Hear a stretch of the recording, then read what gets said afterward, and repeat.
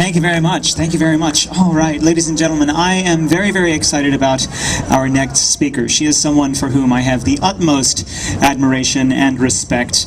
She is a real boots-on-the-ground kind of activist, someone who is not afraid at all, in the least, to put herself in the line of fire when it comes to advocating for the animals. Really, really an extraordinary person, the kind of activist that I really aspire to be, a true inspiration and a real pillar in the community. She is the president, I believe, campaign director for Friends for the New York City version of Friends of Animals, and which is an organization that was founded in 1957, and she does tremendous work against the horse carriage industry. Has been an issue around which she has done a lot of work, and more recently there was a huge victory that is thanks in very large part to Friends of Animals and to the efforts of Edita and other people like her against the Bureau of Land Management. They won an amazing victory that got them to basically leave this amazing herd of wild horses, the pine nut herd of wild horses in Nevada, if I'm not mistaken, alone, to let them do their thing, to not be rounded up and penned in so that quote-unquote free-range cattle could go in there and decimate the environment. So it's an amazing thing, and it's thanks in large part to the efforts of this woman and her organization, the organization that she works for. So how about a big round of applause, ladies and gentlemen, for Edita Birnkrant. Well, it's well-deserved. Thank you so much for that fabulous intro. And I do have my vegan boots on the ground, so it was good that you said that. So I just want to thank you all for being here and for showing support for a vision of a different world for animals, for the environment, for human health. And this vision is needed more than ever right now at this time in history. I'm not sure how many of you know this fact, but the world is actually on the brink of what is being called the 6th Great Extinction. And species are disappearing faster than ever before. And you'd think that this alarming fact would be on the cover of every newspaper and magazine, but that really just is not the case. And a study released recently by the journal Science highlighted that species of plants and animals are becoming extinct at least 1,000 times faster than they did before humans were around. So to put this into context, there have been 5 times previously when a vast majority of the world's species have been obliterated in what have been called mass extinctions. And right now, we're on the verge of heading towards the 6th Great Extinction, and whether we turn things around or not depends completely on humanity's actions. So what has led us to being at this crisis in the environment? Well, the #1 issue is habitat loss. Another key factor is climate change, which affects where species can live. Fishing is another main factor. And what do all of these main factors have in common? Well, animal agriculture is the #1 cause of species extinction, ocean dead zones, water pollution, and deforestation. So, without a doubt, educating and helping people realize how critically important it is to switch to a plant-based vegan diet is crucial. As you know, literally billions of animals every year are bred and slaughtered just for food, and ocean life is decimated, resulting in immense suffering, devastation to our environment and human health. Nearly half of Earth's entire land mass is used for animal agriculture. So let's let that sink in. That's half of planet Earth. And I think it's very obvious to anyone that this is not a sustainable situation on a planet with over 7 billion people and growing.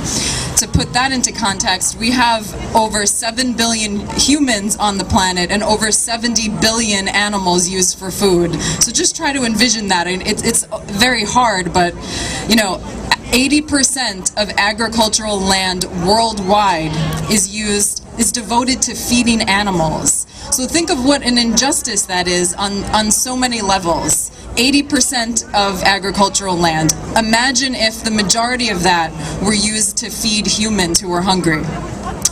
In terms of weight, the percentage of tons of the planet taken up by humans and livestock versus wildlife is literally unbelievable.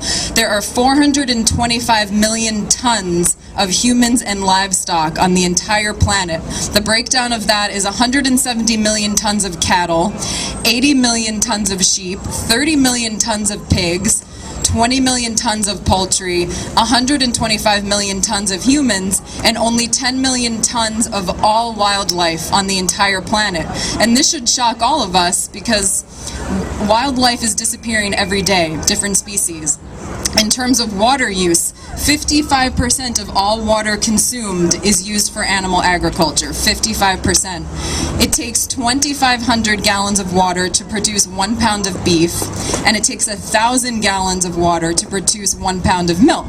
It only takes 25 gallons of water to produce a pound of wheat, 25 gallons of water to produce a pound of potatoes, and 33 gallons of water for 1 pound of carrots. Worldwide, meat and dairy industries use 30% of the world's water. And many of you are probably aware that many Western states, almost all of them, are enduring a severe drought right now and have been for years. In fact, it was recently reported that California has only 1 year left of water, 1 year. And it's California's worst drought in their history. And scientists have predicted in a new study that by this century's end, the American West will face a historic mega drought, the worst in 1,000 years, if the world stays on its current trajectory of greenhouse gas emissions. So I know this paints an alarming view of things, but this is the reality, and I think the fact that all of you are here today are learning, some of you maybe already have switched to a plant-based diet and are learning more, but there are so many factors that, you know, will make you want to make this a real lifelong change. Especially for the younger generations. And we know that animal agriculture is the source of 51% of all greenhouse gases which cause climate change. Yet, how many in the scientific community are connecting these dots and pointing the finger at animal agriculture and at the dietary choices that put us all at risk? Not that many, not as many as I'd like. In terms of the state of the oceans, stocks of all marine species fished for food are set to collapse by 2048. And that's why it's very important to understand that there is no such thing as sustainable seafood. I know that that's something that's promoted a lot, even among different environmental groups, they promote sustainable seafood, but there is no such thing when we're at the point where literally all stocks of marine species are set to collapse before 2050. So that means that all fishing must stop and therefore all fish eating must stop. So if any of you are still eating fish, it's just something really to consider that we have decimated the oceans. And that's not changing. It needs to change with each of us and our behaviors. And by the same token, animal products that are labeled as free range, grass-fed, or cage-free, many of them that are sold in Whole Foods in the meat department, that's not the answer. And consumers and the public and all of you here, I hope you don't buy into the myth that these products are somehow more humane or more sustainable for the environment. And of course, factory farms are hell on earth for animals, but these smaller scale farms that are often positioned as ethically and environmentally superior to factory farms are anything but. They really have no federal oversight for those labels of, you know, free range or humane, and the animals killed under those labels still endure the same horrific living and dying conditions as many factory farms. And the demand for free-range and pasture-grazed meat and animal products grow. As that demand grows and more people are buying those products, so does the demand for ranchers for more livestock grazing areas. And it's simply not possible to produce the amount of meat and animal products that the public demands by switching from factory farms to free-range farms.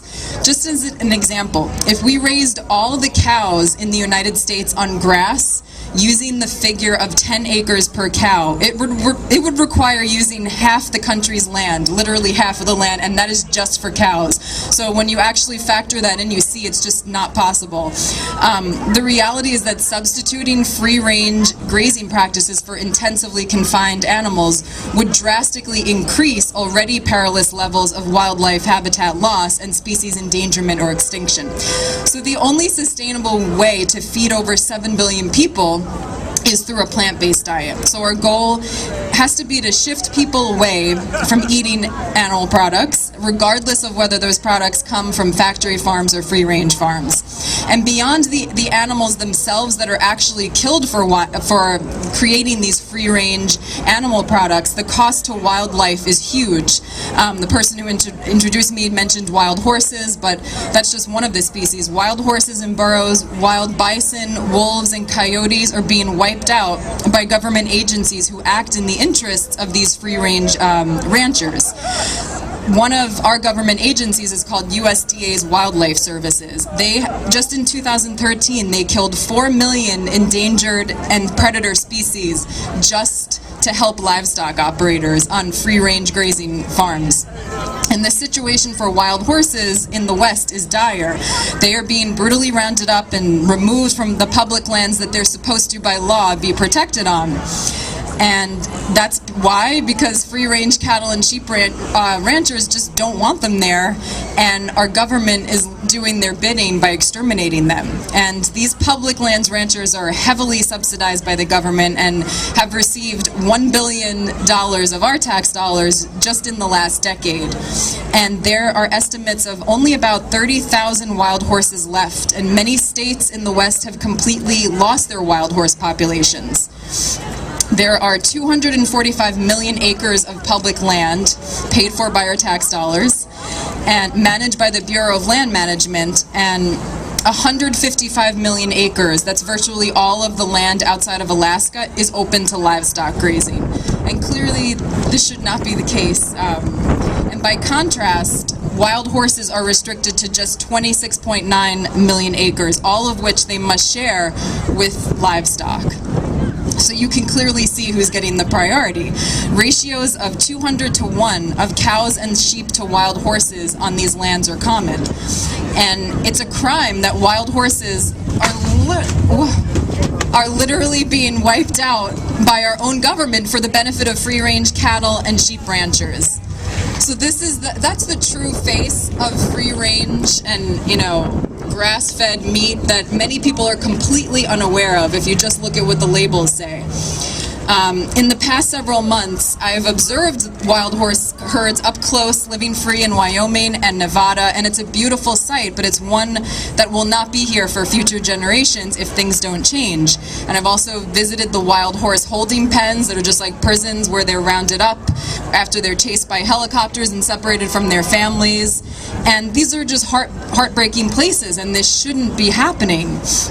And as was mentioned, we're very involved in the wild horse issue, and we did win a lawsuit in Nevada to prevent a roundup from happening. And our ultimate goal is that we get wild horses and also bison listed under the Endangered Species Act so that they cannot be rounded up anymore.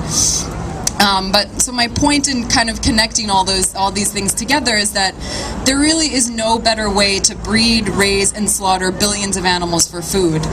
And the answer is to just shift away from animal agriculture, which is inherently violent on every level, and to shift towards a plant-based diet and more plant-based agriculture, because at this point in the planet's history, we really don't have any other choice. And it seems obvious to me and other people, but I think it's not obvious to a lot of other people. So hopefully many of you here that are new to these issues will really take some of this to heart. And also, just to wrap things up, I don't know how much time I have, but as important as it is, what we eat, what's on a planet of 7 billion people, is one of the most important issues there are. But our message and our work about treatment of animals as a society doesn't and should not just end at the animals we eat or that are used for food. There's a lot of other issues, if you're New Yorkers or if you live in whatever state, that you can get involved with. I know the carrot horse issue was mentioned.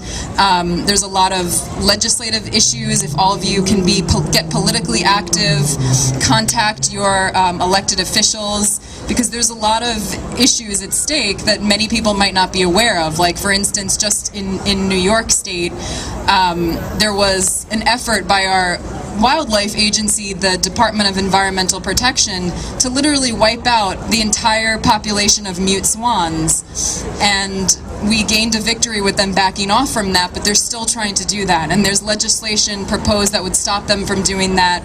I mean, it's just crazy to think that we actually have to fight from getting swans wiped out in New York, but we do have to fight for that. So if all of you want to stop by the Friends of Animals table, I have some information about, if you're New Yorkers, how you can contact your state senator and assembly member, because they need to hear from us. They need to hear that we care about these issues. If you're a New York City resident, please contact your council member and tell them you support getting the carriage horses off the streets and into sanctuaries, because these things are not going to just happen on their own. They need to hear from residents. We need to get politically active and use our power to make these changes. So I really do implore all of you to please get involved with these issues.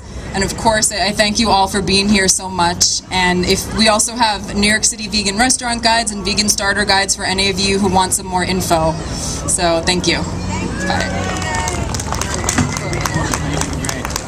Keep it going, ladies and gentlemen, for Edita Birnkrant, doing amazing work for the animals.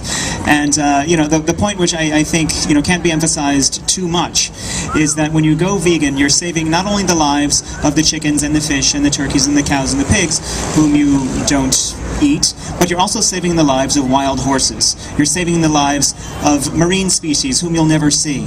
So it's the best, the most ethical choice any person can make. The best thing you can do for the environment, for the animals, for yourself, for the climate, for everyone else on this earth who deserves to live.